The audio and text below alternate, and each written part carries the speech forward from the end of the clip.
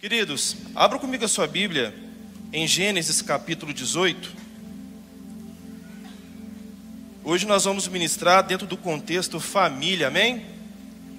Aleluia!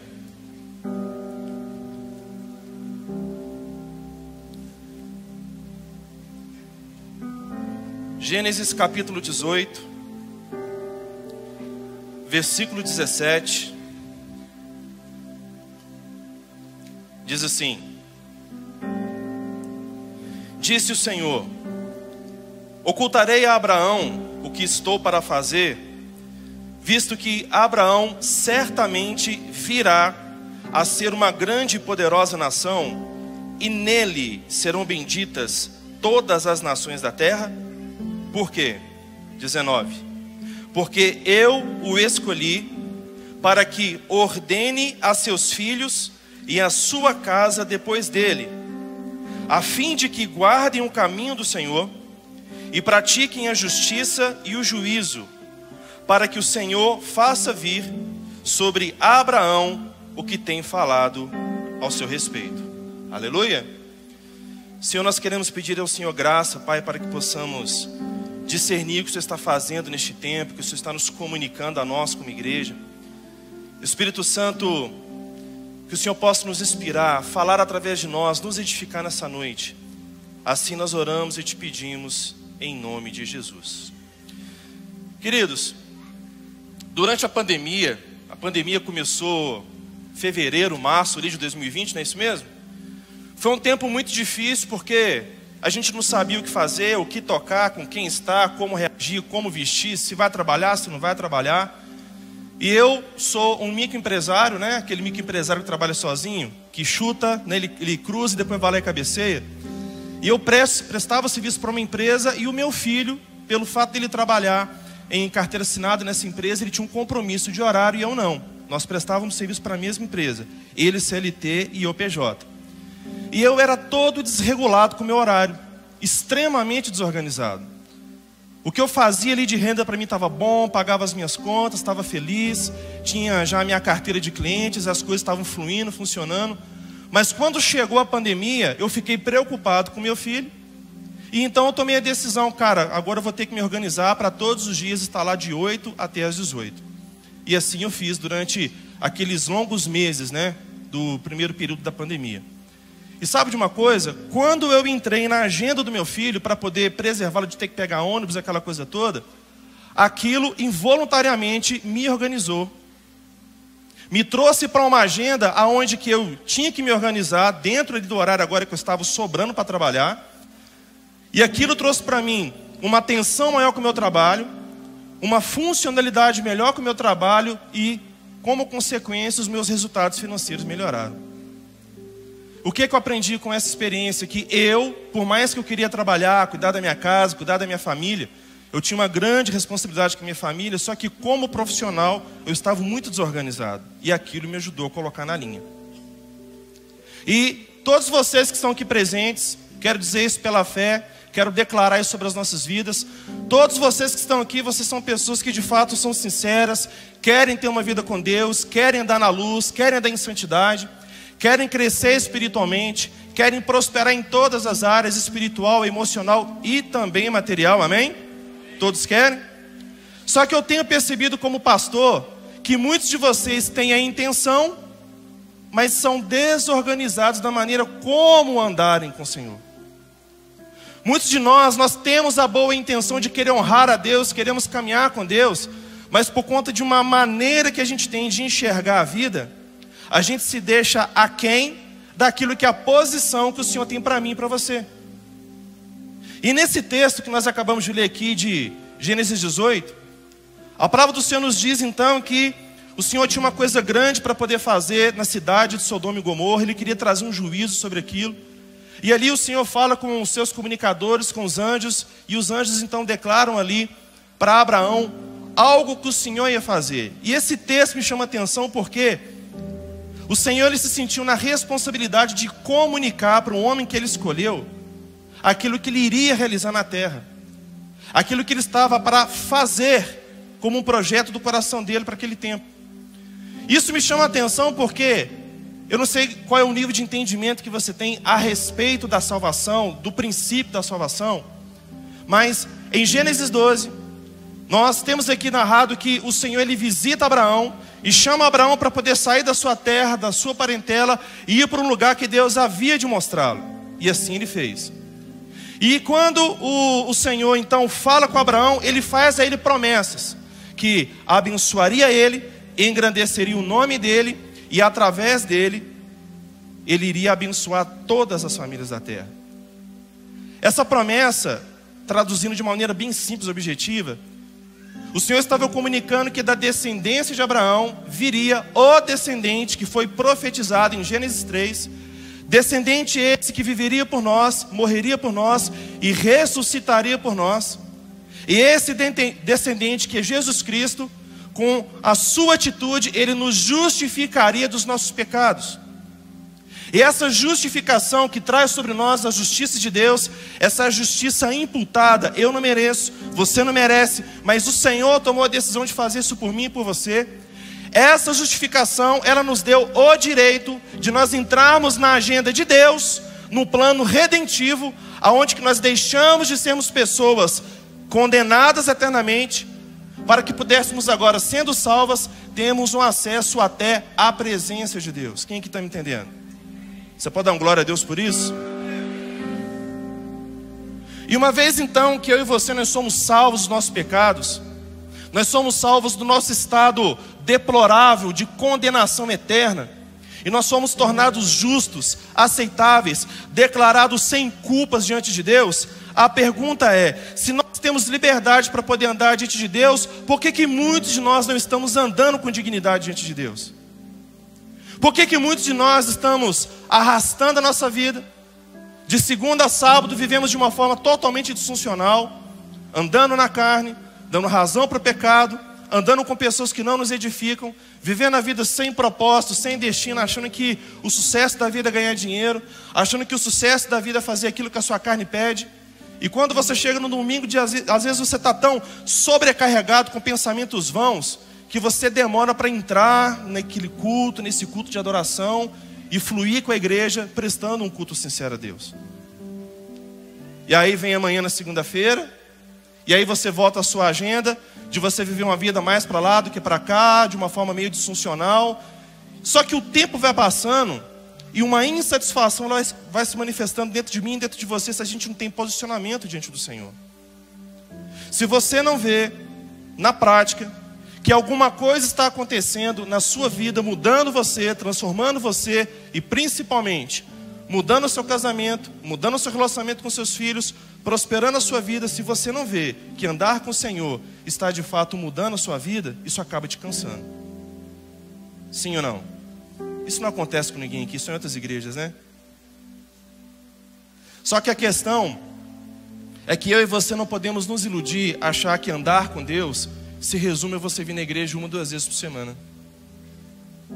O andar com Deus é mais profundo do que isso. O andar com Deus é mais elevado, é mais nobre do que você estar conosco 1, 2 ou 3 vezes por semana.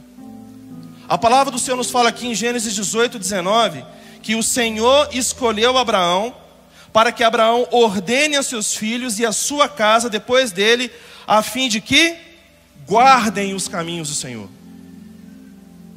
Nós como pais, principalmente pais cristãos que entendemos a vontade do Senhor para as nossas vidas, nós temos uma responsabilidade de ensinar os nossos filhos a guardar os mandamentos do Senhor. E quando nós falamos aqui a respeito de guardar mandamento, de guardar os preceitos, guardar os juízos, talvez você fique pensando logo em restrição. Não pode isso, não pode aquilo, eu tenho que fazer isso, tenho que orar mais, tenho que. Dentro da ótica do Antigo Testamento, de fato, era um fardo, era um peso você obedecer todos os princípios, todos os mandamentos. Só que no Novo Testamento, nos é revelado por aquilo que Jesus Cristo fez por mim e por você, que assim Deus prova o seu amor para conosco, estando eu e você mortos, os nossos delitos e pecados, Cristo morreu por nós. E quando Cristo ele morre por mim e por você, nos dá esse acesso à presença de Deus, ali o amor é manifestado. O amor, ele nos é comunicado, e esse amor que está diante de nós, ele nos dá um acesso para que nós possamos viver nesse amor com o Senhor.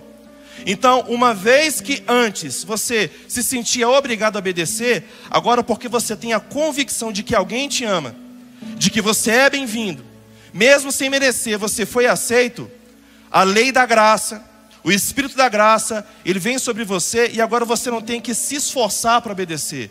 Agora, por amor a Ele, você deseja obedecer.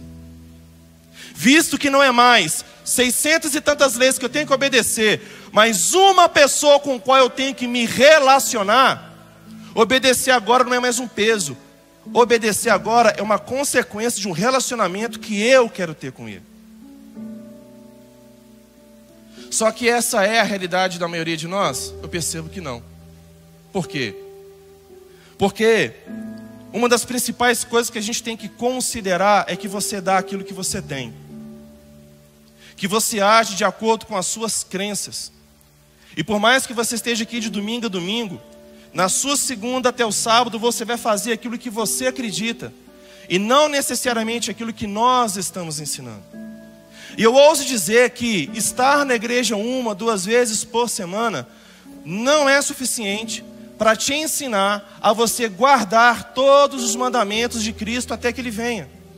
É necessário relacionamento, é necessário um andar junto, é necessário que haja da nossa parte uma intencionalidade para que nós possamos estarmos próximos e aprendendo uns com os outros e mais, ajudando uns aos outros nessa jornada que para muitos de nós, nesse tempo, tem sido muito difícil.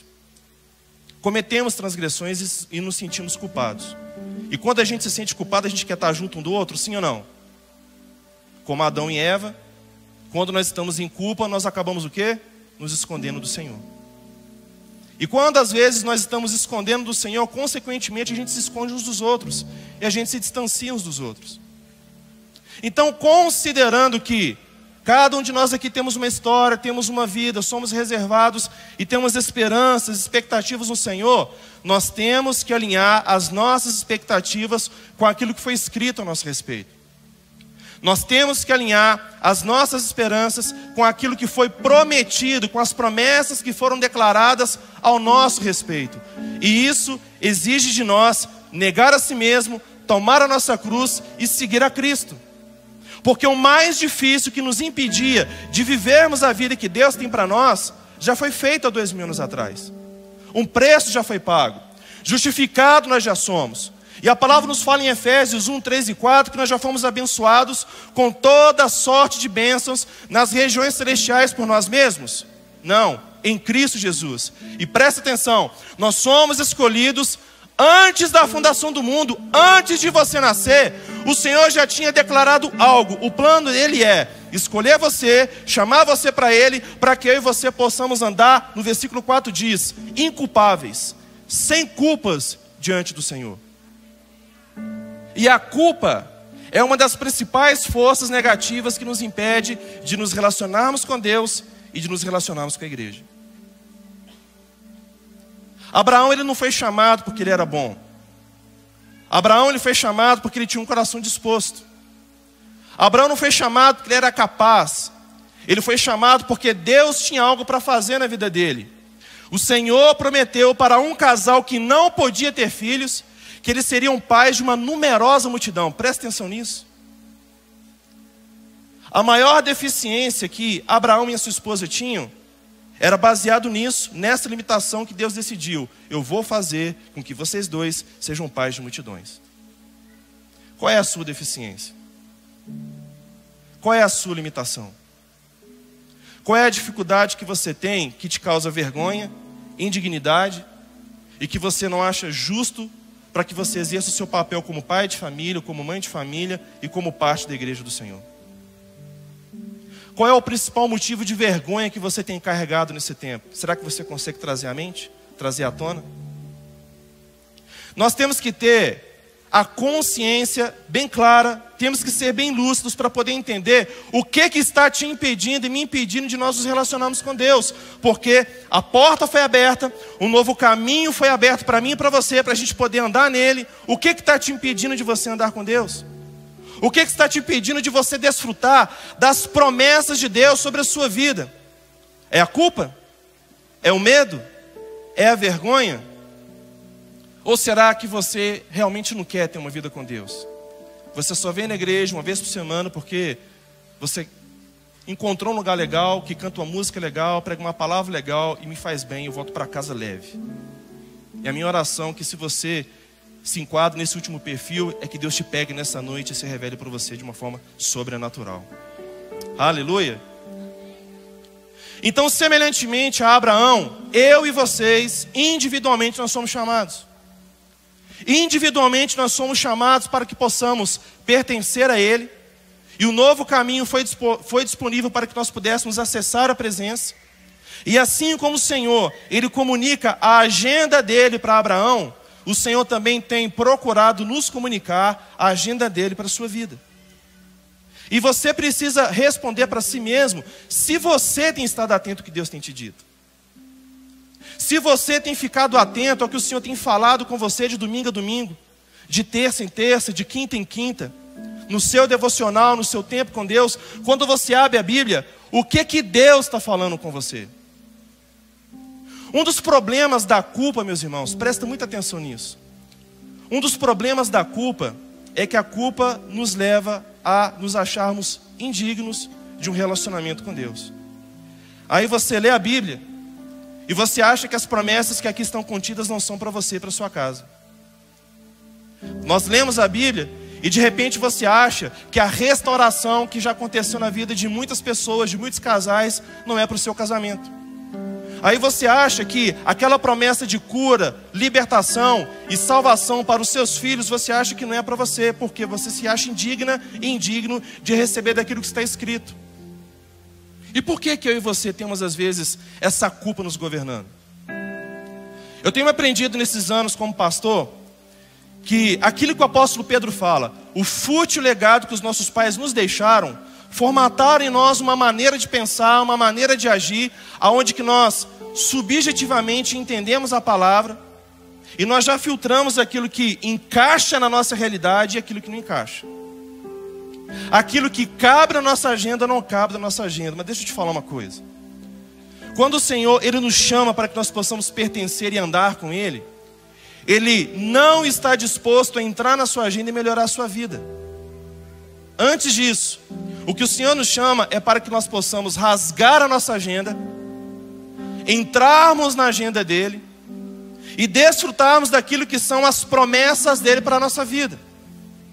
Então, se de repente você olha para a sua casa, olha para a sua família e você não vê motivo de honra, de orgulho, você de repente olha para a sua casa e você se sente decepcionado com o que você construiu até aqui, eu quero trazer uma boa nova para você. Você está debaixo de uma visão errada ao seu respeito e ao respeito da sua casa.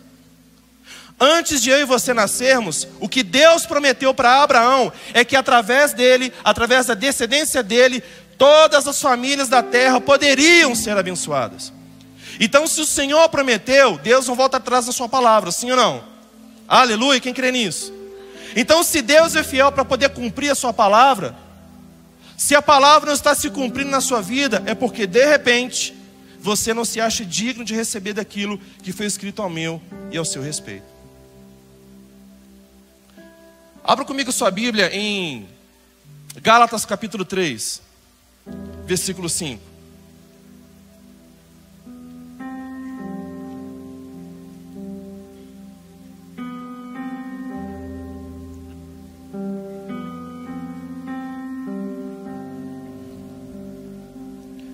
Em Gálatas 3, 5, diz o seguinte: aquele, pois, que vos concede o Espírito, que é a sua própria presença sobre nós, e que opera milagres entre vós, porventura o faz pelas obras da lei, pelo que você obedece, pelo mérito, pelo merecimento, pelo seu esforço próprio, ou pela pregação da fé? Pela graça. 6. É o caso de Abraão, que creu em Deus, e isso lhe foi imputado como quê? Como quê? O que está dizendo aqui? que o que Abraão experimentou em sua vida, presta muita atenção nisso, que isso aqui pode ser chave para a sua vida. O que fez a diferença e trouxe a manifestação dos milagres, sinais e prodígios neste mundo, através da vida de Abraão, é que Abraão creu, ele confiou, ele teve por verdade o que Deus disse ao respeito dele e da descendência dele. Agora, isso foi uma obra de um único momento? Não. Demorou 25 anos para que Deus preparasse Abraão para ser pai de Isaac. De repente você está aqui há 5 anos caminhando com a gente, você está passando guerras, lutas e tantas dificuldades, e você está pensando em desistir. Meu irmão, Deus demorou 25 anos para trabalhar na vida de Abraão. Então é normal que Deus demore mais alguns anos para poder trabalhar em mim e trabalhar em você. Por isso que o Senhor já pagou o preço pelos nossos pecados do passado, do presente e do futuro, para que andando sem culpa diante dele, você não pense em nenhum momento, em nenhuma circunstância, em desistir do que Deus preparou para mim e para você.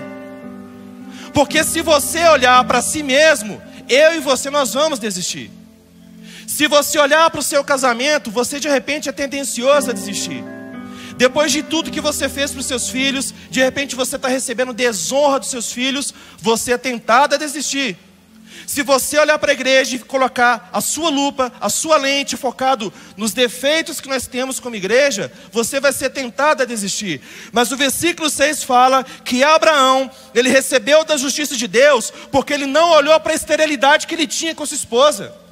Ele creu no que Deus disse. E é nisso que nós temos que ter a nossa consciência de que a capacidade de vivermos a nova vida, a restauração do casamento, a restauração da nossa família, a restauração da nossa casa, das nossas finanças, tudo aquilo que nós precisamos para viver em dignidade como filhos de Deus, não está em olharmos para nós, em confiarmos em nós, mas em confiar naquele que antes da fundação do mundo nos escolheu e nos preparou para andarmos em justiça diante dele. Aleluia!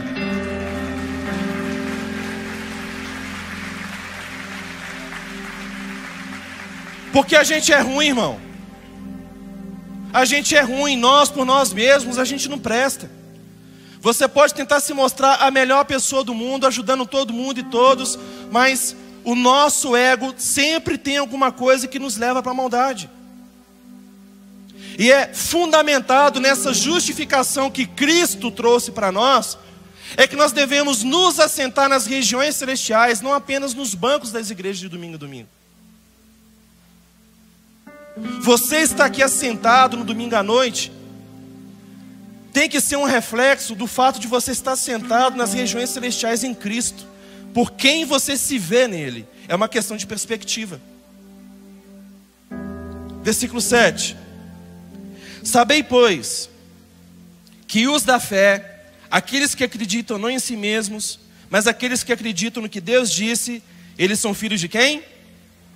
São filhos de quem?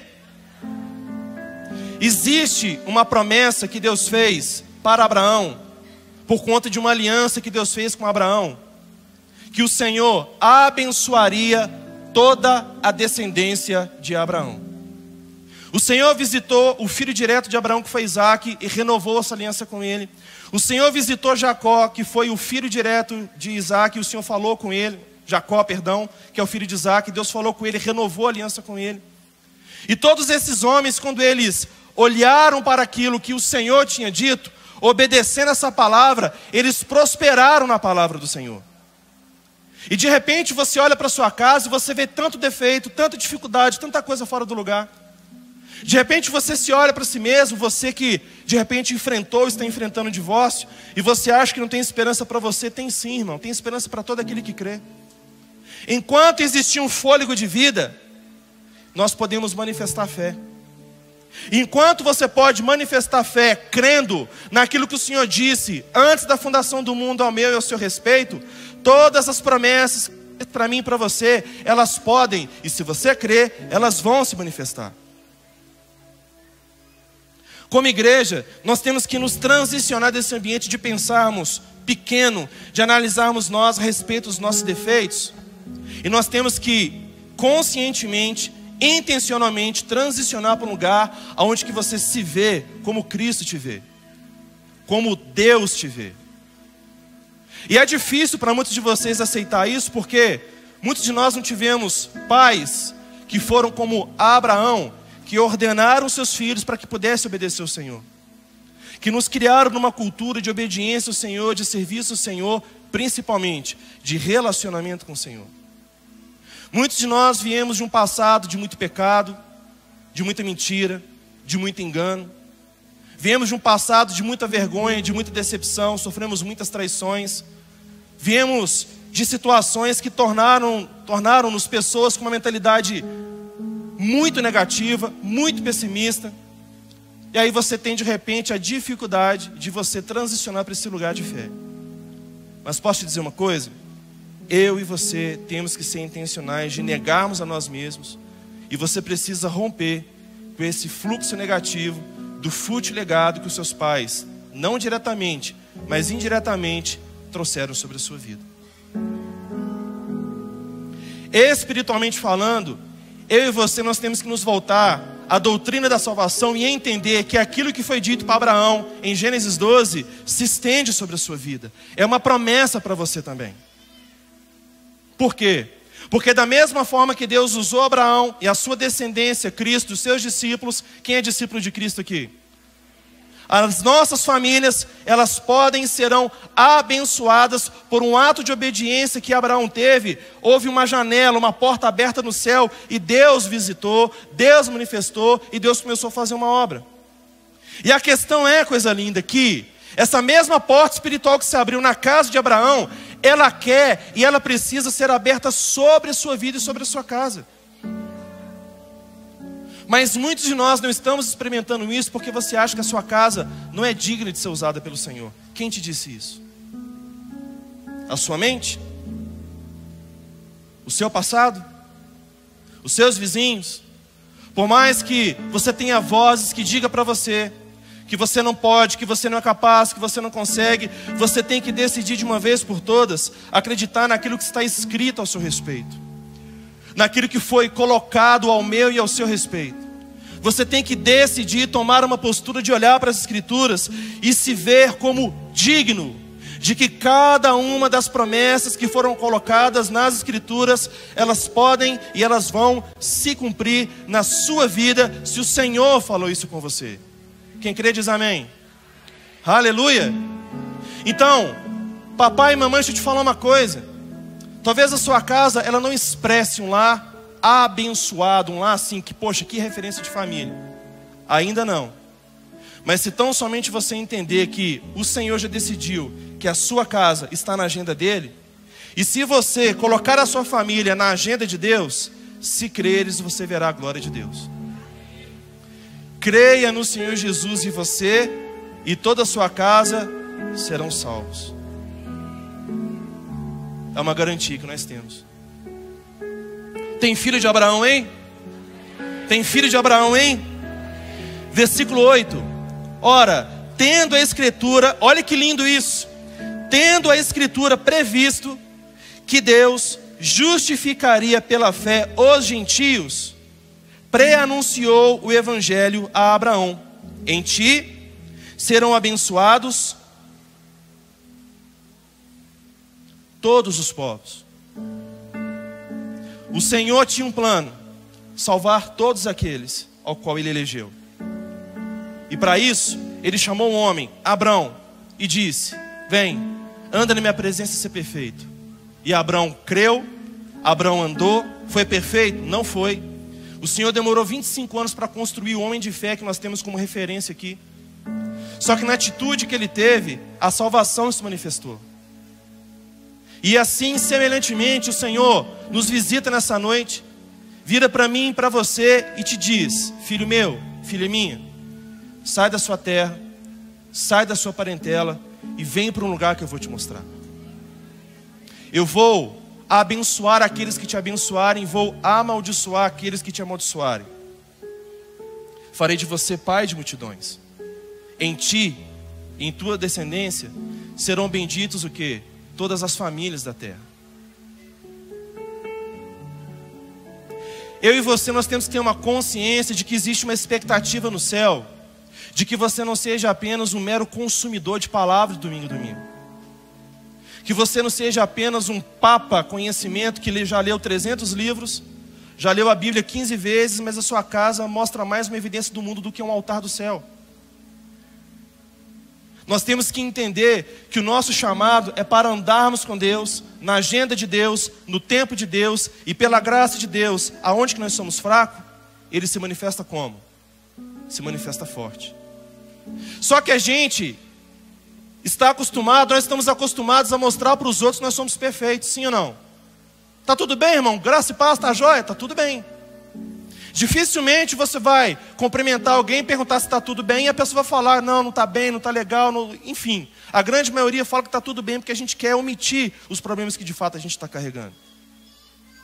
E às vezes a gente tem esse relacionamento com a igreja e com o Senhor, e isso não é bom, porque você acha que está tudo bem, e de repente não está tudo bem. E a gente precisa se apresentar diante do Senhor de fato como nós somos, como nós estamos, e reconhecer que se há em nós algum caminho mau, precisa haver arrependimento, porque como que o Senhor vai mudar a sua vida, transformar seu comportamento, se você não se identifica com o erro que você tem? Como que o Senhor ele pode trazer uma palavra diretiva para a sua vida, se o meu orgulho e se o seu orgulho nos impedem da gente aceitar o que o Senhor está nos comunicando para a gente poder viver uma próxima estação?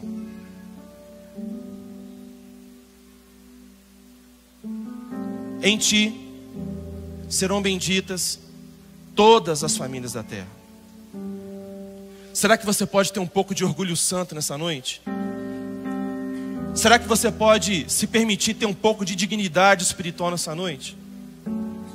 Será que você pode parar de se ver, pelo menos nessa noite, como um pecador miserável, safado, sem vergonha, que não vale nada, e se ver como alguém salvo, lavado e redimido pelo sangue do Cordeiro de Deus? Será que você pode por um momento parar de se culpar e olhar a justificação que Cristo trouxe sobre você? E entender que aquilo que o Senhor falou com Jerusalém, ali no monte, Ele também pode falar conosco. Ah, Jerusalém, Jerusalém, Jerusalém, Jerusalém. Quantas vezes eu quis reunir vocês assim como uma galinha junto os seus pintinhos, mas vocês é que não quiseram. Vira para o seu vizinho e fala assim: se sua vida não está mudando, é porque você não quer. Fala com o outro para ele não achar que você fez acepção de pessoas. Fala com fé: se a sua vida não está mudando, é porque você não quer. É ousado falar isso, né? Mas é, irmão. Sabe uma coisa? Que os teólogos não se escandalizam com o que eu vou dizer, mas preste atenção nisso, olha aqui. Olha que louco isso. Qual é o maior poder espiritual que nós temos? É a nossa, diga comigo, fé. Sem fé é impossível agradar a Deus. E é necessário que todos aqueles que se aproximam de Deus devam crer que Ele existe e que Deus é galardoador, recompensador, abençoador daqueles que o buscam. Aleluia. Muitas pessoas se aproximaram de Jesus e Jesus disse para elas: a tua fé te salvou. Mas deixa eu te escandalizar com uma heresia do bem. A fé, ela é serva da sua vontade. O que você quer? Eu quero uma vida melhor, tá abstrato, seja mais objetivo. O que você quer? Lembra de Bartimeu? Bartimeu foi trago até a presença de Jesus. Jesus vira para ele e fala: o que você quer que eu te faça? Não estava evidente? Ele era cego, ele queria ser curado de cegueira? Para Jesus não estava evidente, porque ele também era morador de rua. Ele vivia em mendicância. Jesus pergunta para o homem: qual é o seu real problema? O que você quer que eu resolva para você? E assim eu estendo essa pergunta de Jesus para mim e para você nessa noite. E o Senhor Jesus pergunta para você: o que você quer que eu te faça?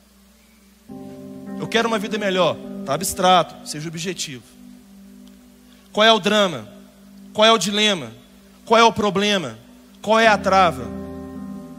E quanto tempo em oração você tem dedicado para que o Senhor possa trazer uma intervenção e você possa mostrar para o Senhor que de fato você acredita que Ele pode fazer aquilo que você precisa que como Pai Ele possa fazer? Sabe de uma coisa? o tempo que nós gastamos em oração é um excelente medidor se você está de fato intencional para receber de Deus aquilo que foi prometido para mim e para você. Se você insiste pouco na oração, significa que seu interesse é pouco. Se você passa pouco tempo se relacionando com Deus, significa que você não tem interesse na vida eterna como você e eu deveríamos ter. Certa vez o pregador foi ousado e ele disse: se você não tem o interesse de ter intimidade com Deus em vida, o que você vai fazer no céu? Já pensou nisso? Porque, irmão, vamos lá, presta atenção numa coisa. A expectativa que o céu tem sobre nós, ela é gigantesca. A expectativa que o céu tem sobre nós não é que nós sejamos sempre os mesmos alunos daquela classe inicial, onde que o Senhor sempre tem que nos ensinar o beabá.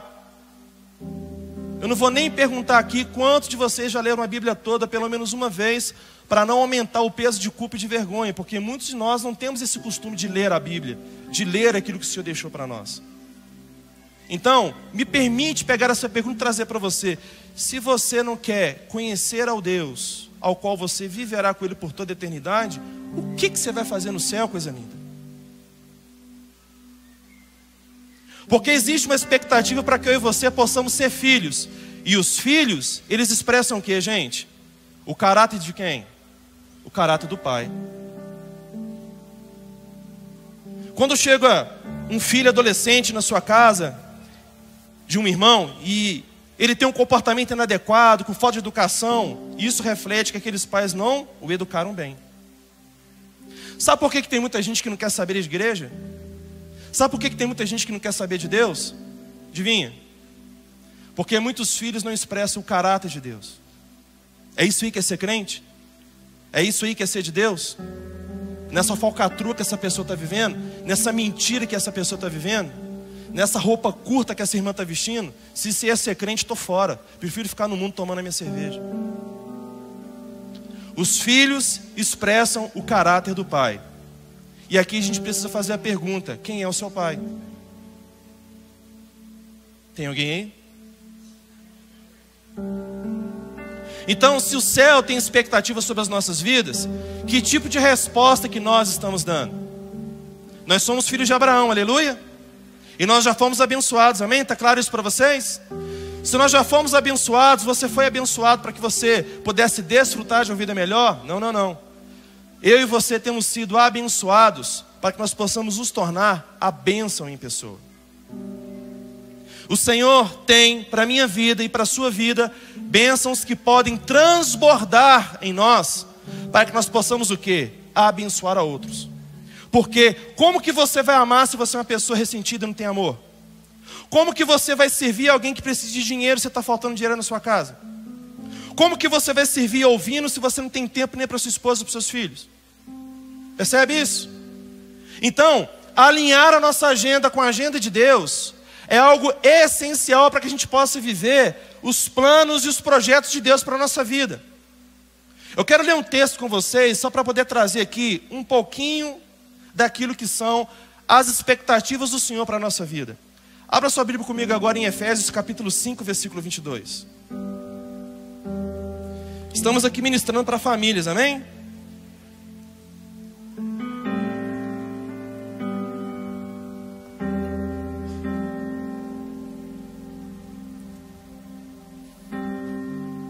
Efésios 5, 22, o apóstolo Paulo, desde o capítulo 4 de Efésios, versículo 1, ele começa a dar algumas diretrizes objetivas para que os gentios, quem são os gentios?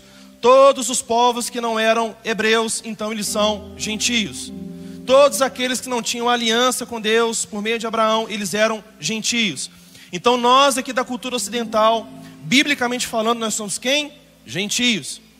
Então nós que somos gentios, o apóstolo Paulo precisou descrever o que pode e o que não pode. Não é, queridos, não é que nós vamos obter a salvação por aquilo que a gente faz ou deixa de fazer. A salvação, ela não é uma meritocracia humana, ela é um dom de Deus, aleluia. Só que a minha e a sua salvação, ela precisa expressar o caráter do seu pai. Se eu e você fomos salvos e agora nós somos filhos de Deus, Se eu e você somos filhos de Deus, a gente tem que expressar o caráter do Pai. Então no capítulo 4, versículo 1 em diante, o apóstolo Paulo fala o que o pai espera dos seus filhos.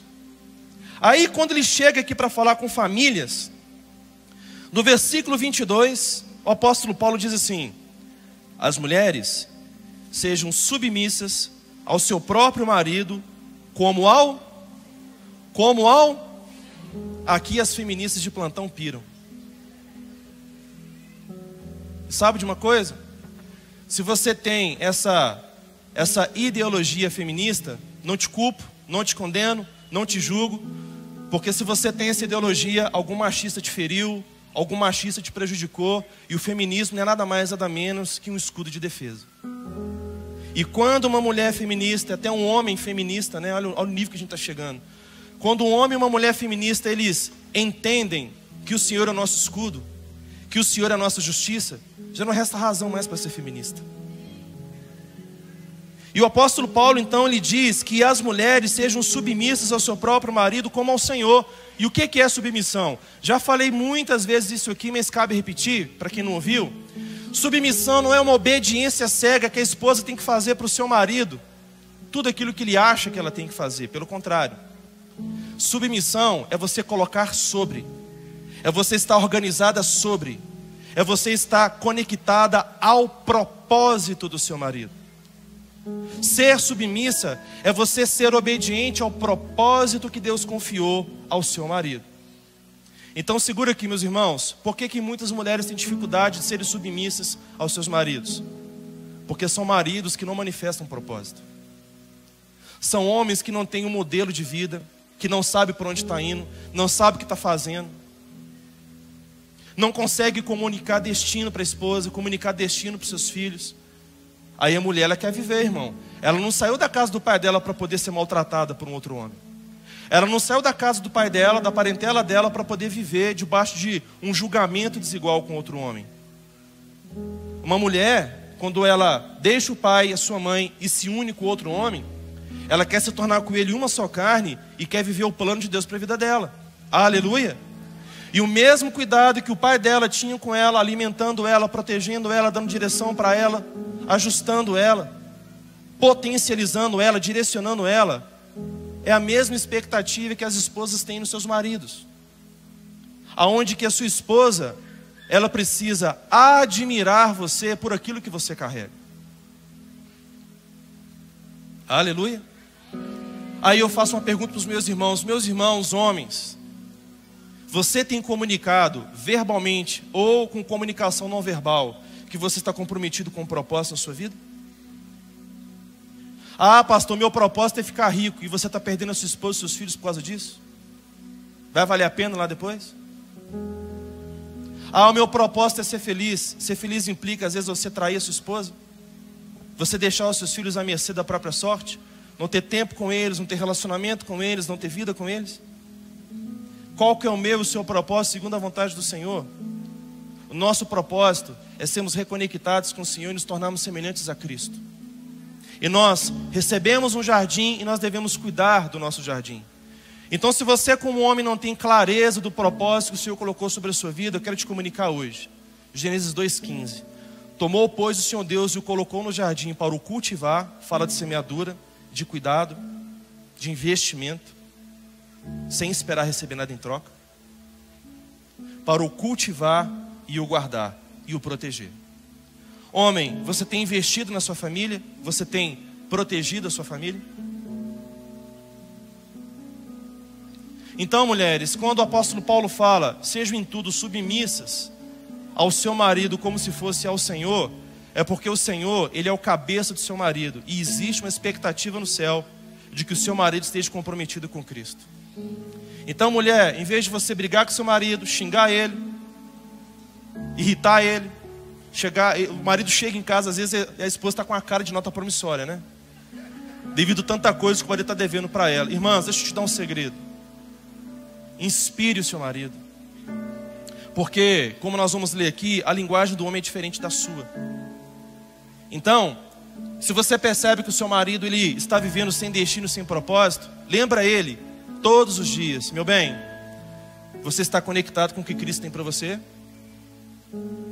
Você está andando com Ele para que você possa saber aonde você está me levando e levando os nossos filhos? Quais são as irmãs que estão me entendendo aqui? Versículo 23. Porque o marido é o cabeça da mulher, como também Cristo é o cabeça da igreja, sendo este mesmo o salvador do corpo. Como, porém, a igreja está sujeita a Cristo, olha só, mulheres, assim também as mulheres sejam em tudo submissas ao seu marido.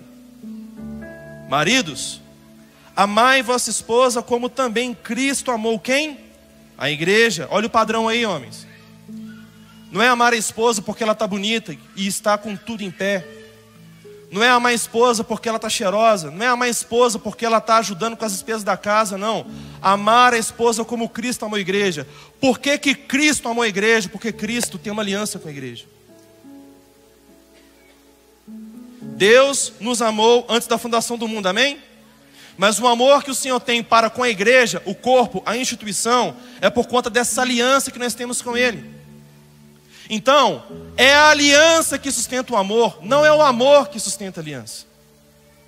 Oi? Como assim? Simples. Casamento não é para meninos e meninas, casamento é para homens e mulheres. Só que nós estamos vivendo um tempo que a gente percebe que muitos de nós nos casamos com motivação errada. Casamos para sair de uma família disfuncional.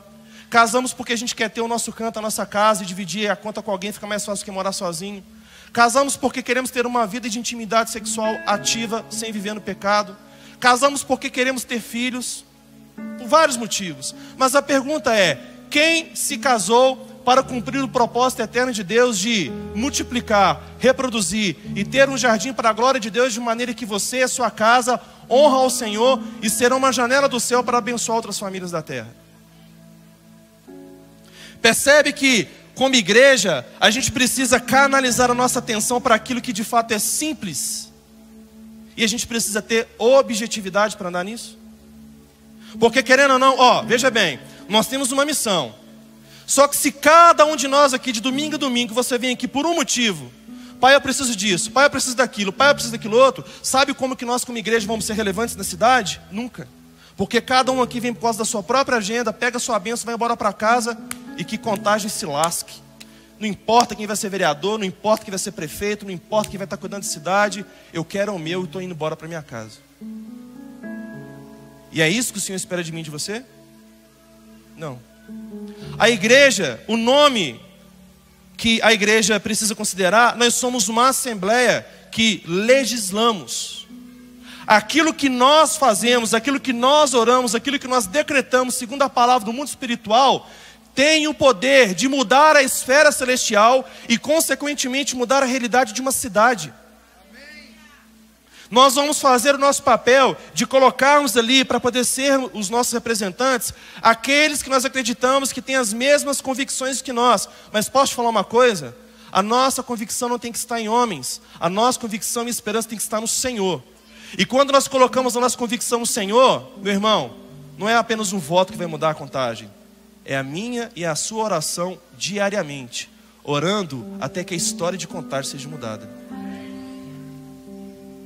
Só que aí, qual que é o problema? Nossa casa já tem tanto problema, né? Nossa casa já está um caos, tem tanta coisa para preocupar, tanta coisa para a gente poder mexer. E você acha que você foi chamado para ficar preocupando com seus problemas? Enquanto você ficar com seus olhos focados na sua casa, nos seus próprios problemas, você não prospera espiritualmente. Os meus problemas, os seus problemas, eles existem, sim ou não? É uma realidade. Esses problemas, eles não têm que tirar a sua atenção de quem tem o poder para solucioná-los, para você tentar resolvê-los na força do braço. Os seus problemas, eles existem para poder me lembrar e te lembrar que nós somos pobres, fracos, cegos, nus e limitados. Para nos lembrar que nós dependemos da graça e da suficiência que só Cristo pode nos dar. E esses mesmos problemas, eles têm que servir como uma catapulta para nos levar à presença todos os dias. E uma vez então que a gente está acostumado a andar com o Senhor assim como Enoque andou, sabe o que vai acontecer? Assim como aconteceu com Enoque, vai acontecer comigo e com você. Enoque andou com Deus e não foi mais achado. Uma vez então que aquele mentiroso, murmurador, reclamador, a pessoa que não pagava a conta, dava cana em todo mundo, aquela pessoa que era safado, sem vergonha, vagabundo, ele começa a andar com Deus, sabe o que acontece? Ele andou com Deus e já não foi mais achado, porque aquele velho homem, aquela velha mulher morreram. Quem está me entendendo? Anda na minha presença e seja perfeito. Não é ser perfeito e anda na minha presença. É por isso que muitos de nós não estamos expressando relevância, onde 2 ou 3 de nós nos reunimos como igreja, como corpo de Cristo. O que ligamos na terra vai ser ligado no céu. Por quê? Individualmente, cada família que está lutando pela sua própria glória, pelos seus próprios interesses, irmãos, convém que não seja assim.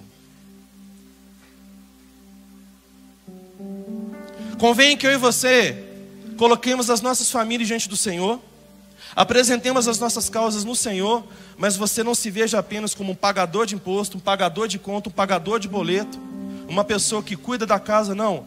Além disso, mais do que isso, ouso dizer, antes disso, nós somos filhos de Deus, que estamos assentados nas regiões celestiais.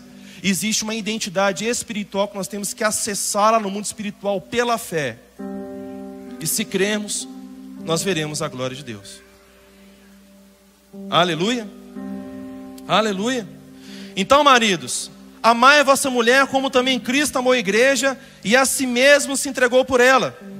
Irmãos, as nossas esposas não aceitam nada menos do que a gente se entregar por elas integralmente. Sim ou não, mulheres? Deus está falando aqui, sim ou não?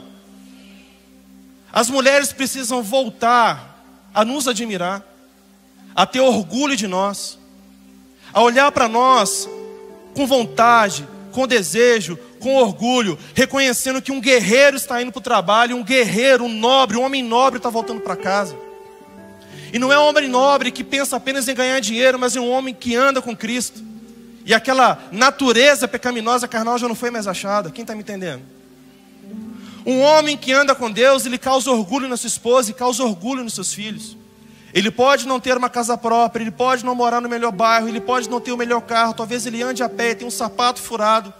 Mas quando ele sai de casa e volta para casa, a família dele tem saudade dele, porque ele é um homem que anda com Deus. E semelhantemente, um homem que anda com Deus, ele precisa ter uma mulher que seja submissa a esse propósito de Deus, para que o homem tenha desejo de voltar para casa e não fique inventando coisas na rua, porque chegando em casa, minha esposa, com aquela cara de nota promissória, eu não estou afim, eu não estou com paciência hoje. E um ambiente que deveria ser um ninho, acaba se tornando uma tortura. Isso não acontece aqui na Recomeçar, só em outras igrejas, aleluia. Então é necessário que a gente possa pegar todos esses desconfortos que estão sendo expostos aqui, trazemos diante do Senhor e falar: Senhor, está aqui minha casa, ó. Ela está de uma forma que não está legal. Caneta e papel, seja intencional, escreva, anote. Porque aquilo que os seus pais não deram para você, preparando o caminho para que você pudesse crescer, romper espiritualmente em Deus, você está tendo que aprender a ser homem, tendo que aprender a ser mulher, tendo que começar a sua própria vida, fazendo tudo às suas próprias custas, e a vida está muito difícil. Os meus filhos, que agora são de maiores, eles brincam comigo de vez em quando. Agora que eu me tornei de maior, está tudo 3 vezes mais caro. É injusto, né? Antes, com 4 mil reais, você comprava um lote de Joatuba, né, pastor Adilson? Agora você vai comprar um lote, qualquer coisinha é 100 mil, 150 mil, 200 mil. Um carro há 10 anos atrás, com 20 mil você comprava um bom carro. Com 30 mil, irmão, é difícil achar um bom carro, é ou não é? Está tudo mais caro.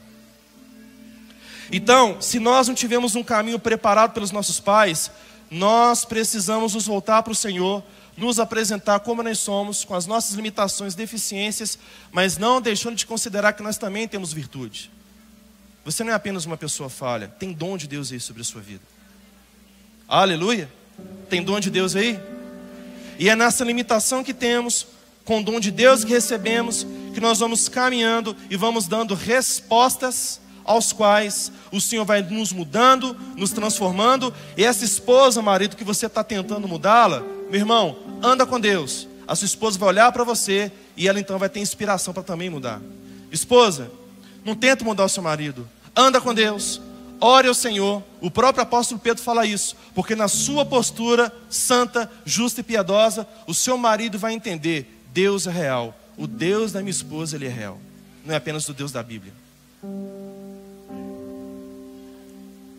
O Senhor vira para as mulheres e fala: mulheres, sede submissa. Por quê? Porque a linguagem dos homens não é amor.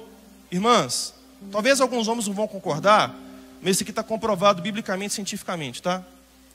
Os homens, eles não precisam ser mimados e paparicados. Eles precisam ser honrados. Homem não lida bem com desonra. Se você precisa de alguma coisa, irmãs, não sejam manipuladoras, amém? Aleluia, fica atento aqui, hein, marido, isso não é manipulação, hein? Se você precisa de fato de alguma coisa na sua casa, de alguma intervenção do seu marido, é aquela torneira que está ali para poder trocar já 2 meses, 3 meses, né? É o telhado que tem que fazer uma reforma. Minha esposa está me cobrando já tem uns 2 anos para poder trocar o telhado lá em casa. Eu sou igual a vocês, viu, irmão? Às vezes eu demoro a fazer as coisas também. Sou farinha do mesmo saco. Que Jesus nos cure e nos transforme, amém? Se nós, como homens, nós somos acionados por vocês, meu amor, vem aqui, deixa eu te falar uma coisa. Está vendo essa torneira aqui, meu bem? Eu preciso dessa torneira ajustada, arrumada. Porque aqui, ó, tá vazando água. Você está pagando uma conta mais cara desnecessariamente. E eu sei que você tem força. Olha esse braço aqui, olha que músculo aqui, olha. Arruma essa torneira para mim, meu bem. Vai lá no depósito agora, vai, já pega ele na cintura. Vai lá no depósito agora, vai lá, compra a bucha, vem cá e troca para nós. Quem está me entendendo? Com essas atitudes simples, mas alinhadas com o propósito do Senhor, o que a gente vai promovendo? Nós vamos promovendo com o nosso comportamento aquilo que o Cristo que habita em mim pode promover para minha esposa e para os meus filhos. A esposa para com o seu marido, para com seus filhos. Então, eu fecho essa ministração nos colocando naquela mesma posição. Coloca aqui no painel para mim de novo, Gênesis 18, 19. Existe uma expectativa da parte do Senhor para nós. E olha que coisa interessante, Gênesis 18, 19. Aleluia, aproveitar para tomar água.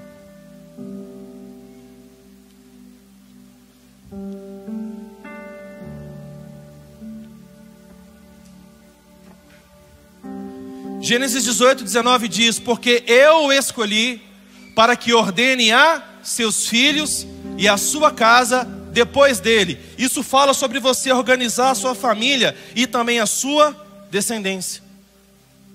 Maridos e mulheres, então também uma coisa: o que você dá ou o que você nega à sua esposa e ao seu marido pode repercutir na vida dos seus filhos, dos seus netos e também dos seus bisnetos.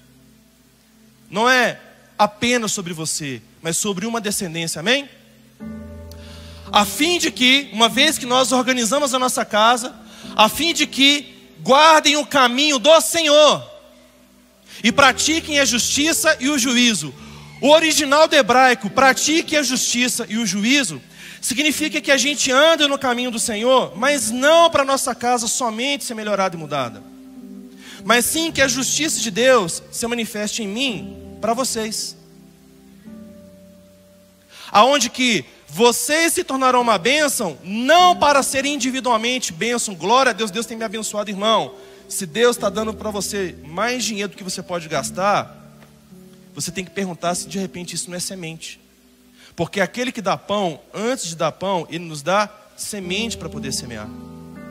Alguns têm mais conhecimento e compartilham a palavra. Outros têm mais dinheiro e podem compartilhar dinheiro com aqueles que não têm. Por que você acha que Deus deu para você o dom de adquirir riquezas? Você acha que é para poder parar em você? Alô? Irmão, pastor Júnior está aqui, ó. Se você está com dificuldade de gastar dinheiro, chama ele que vai arrumar uma conta para você poder pagar. Aleluia? Vocês estão entendendo? Então, praticar a justiça e o juízo é você entender que esta organização que o Senhor pede de nós para que nós possamos cuidar da nossa casa, preparar a nossa família, é para que a nossa família seja uma bênção para nós e também para o próximo. O nosso cálice, ele tem que transbordar para que aqueles que estão ao seu redor possam beber daquilo que você está recebendo. Então, como que as pessoas que estão ao nosso redor, elas vão beber do cálice da bênção se nós o estamos permitindo, se o nosso cálice está virado de boca para baixo? Murmurando, reclamando, fugindo, não vem no culto, enfim, e não se permite ter um relacionamento com Deus. Continuando, para que o Senhor faça vir sobre Abraão o que tem falado ao seu respeito. O que eu entendi como uma máxima nesse versículo? A promessa de Deus de abençoar as famílias da terra através da descendência de Abraão, presta atenção nisso, dependia de Abraão preparar os seus filhos para que pudessem seguir o que ele tinha começado com o Senhor. Pergunta que eu faço, responde para você mesmo. Qual foi o legado que os seus pais transmitiram para você?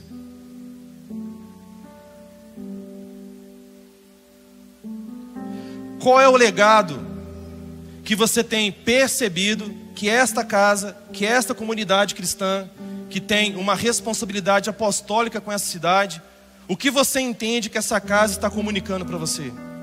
Qual é o legado que a comunidade cristã Recomeçar tem comunicado o seu coração e comunicado a sua casa? Quais são as promessas que o Senhor tem feito para você através daquilo que você escuta no seu relacionamento com Ele? As promessas que o Senhor tem para cumprir nas nossas vidas dependem de você andar na agenda de Deus, ordenando a tua casa, organizando a tua casa, sendo fiel ao que o Senhor quer para a tua casa, porque aquilo que o Senhor está fazendo em você tem e vai ser continuado nos seus filhos naturais e nos seus filhos espirituais. Todos nós que estamos aqui somos fruto da espiritualidade de outra pessoa, da obediência de outra pessoa. E outras pessoas precisam ser fruto da intencionalidade, da minha obediência e da sua obediência para com o Senhor. Existe uma expectativa no céu para que eu e você possamos dar frutos. Igreja, onde estão os nossos frutos? Fique de pé do seu lugar para a gente poder orar.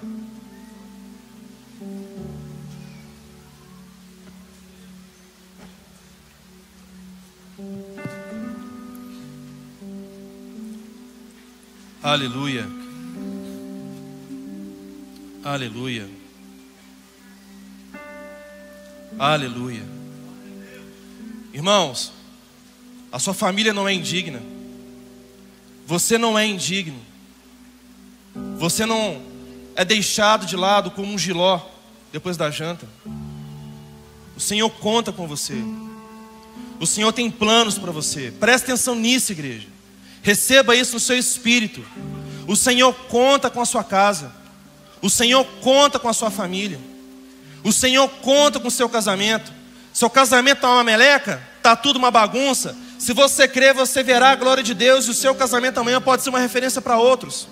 A sua finança está bagunçada? Se creres, você verá a glória de Deus. E você pode ser como instrumento de Deus para abençoar projetos, para edificar pessoas e para levantar novos profissionais dessa nação.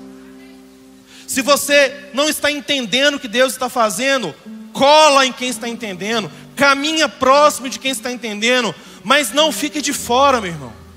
Não fique de fora, minha irmã.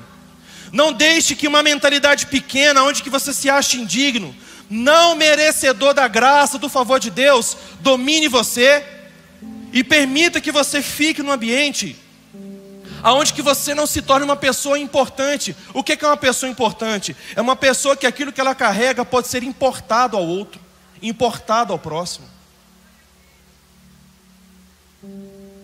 Eu quero fazer uma oração, e eu quero ser bem objetivo com essa oração, para que nós possamos, de uma vez por todas, abrir mão desse espírito de culpa, desse espírito de condenação, desse espírito de pequenez que nós temos, achando que a nossa casa não é digna, achando que a nossa família não vai experimentar as promessas de Deus.